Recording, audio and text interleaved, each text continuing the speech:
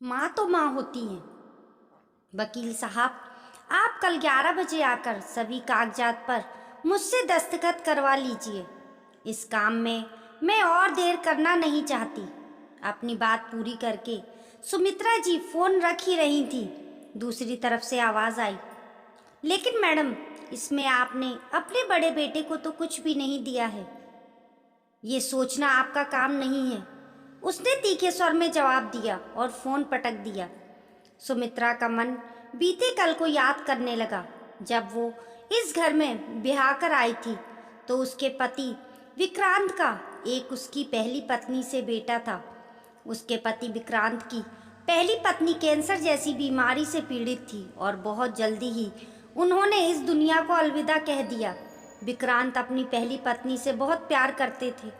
वो दूसरी शादी नहीं करना चाहते थे, लेकिन अपने बेटे विक्रम के लिए उनको एक माँ चाहिए थी, क्योंकि बिजनेस और घर संभालना बहुत मुश्किल था। फिर विक्रांत की जिंदगी में सुमित्रा आई, उनकी दूसरी पत्नी बनकर। विक्रम सुमित्रा में ही अपनी माँ को देखता और सुमित्रा भी विक्रम को बहुत चाहती। फिर धीरे धीरे वक्त गुजरा। सुमित्रा का भी एक बेटा हुआ, विक्की।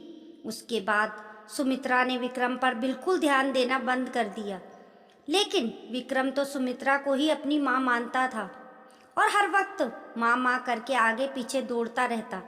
लेकिन सुमित्रा ने विक्रम को भुला दिया। अब उसकी ममता बस अपने बच्चे के लिए थी।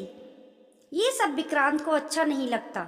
एक दो बार उन्होंने सुमित्रा को एहसास करवाया, लेकिन कोई फायदा नहीं हुआ। उनके रवैये में कोई बदलाव नहीं हुआ, लेकिन विक्रांत के लिए दोनों बच्चे बराबर थे। उन्होंने कभी अपने बच्चों में भेदभाव नहीं किया। किस्मत को कुछ और ही मंजूर था। एक दिन विक्रांत ऑफिस टूर पर गए तो फिर वहां से उनकी बॉडी आई। एक दुर्घटना में उनकी मौत हो गई थी। अब तो सुमित्रा जी का जुल्म और बढ़ गया विक्रम के लिए, लेकिन विक्रम ने कभी उफ नहीं किया। सोचते सोचते सुमित्रा जी नींद की वादियों में कब चली गई पता ही नहीं चला। अगले दिन जब वकील साहब कागजात लेकर आए तो सुमित्रा ने उन्हें बैठक कक्ष में बिठाते हुए 1 मिनट में आती हूँ कहकर अपने बेटे विकी को बुलाने उसके कमरे की ओर चल गई। दरवाजा बंद देखकर उन्होंने खटखटाना चाहा, लेकिन कमरे के अंदर से बड़े बेटे विक्रम की आवाज सुनकर वह रुक गई। विक्रम कह रहा था, छोटे, हमें बड़ों के मामले में दखल नहीं करना चाहिए। आखिर वो हमारी माँ है, उन्हें जिंदगी का अनुभव है, सही गलत को बहुत अच्छी तरह से समझती हैं। तुम बेवजह ही परेशान हो। आपकी तो सौतेली माँ है ना भाई, तभी तो पिताजी की संपत्ति से आपको बेदखल कर रही हैं। आप बात को क्यों नहीं समझ रहे?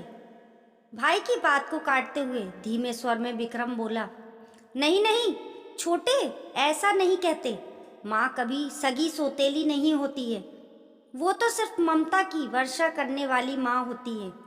तुझे तो याद भी ना होगा छोटे, बचपन में मेरे बीमार पड़ने पर माँ घंटों मेरे सिरहाने बैठे रहती थी।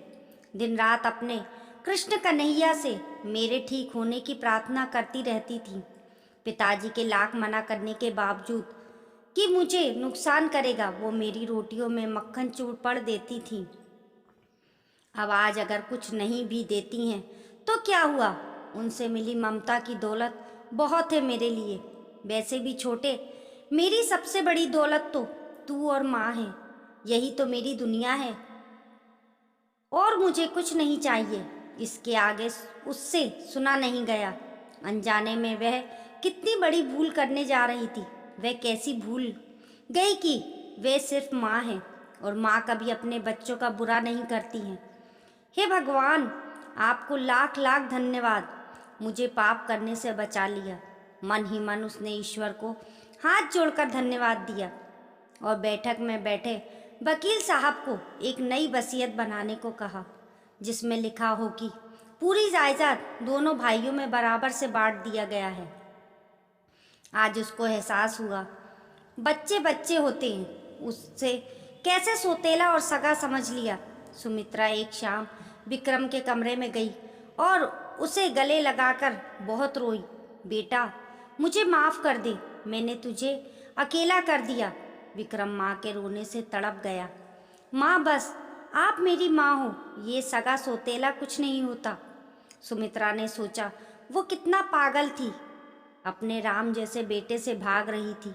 लेकिन अब वक्त रहते उसको एहसास हो गया था और सुमित्रा ने अब सब कुछ सही कर दिया।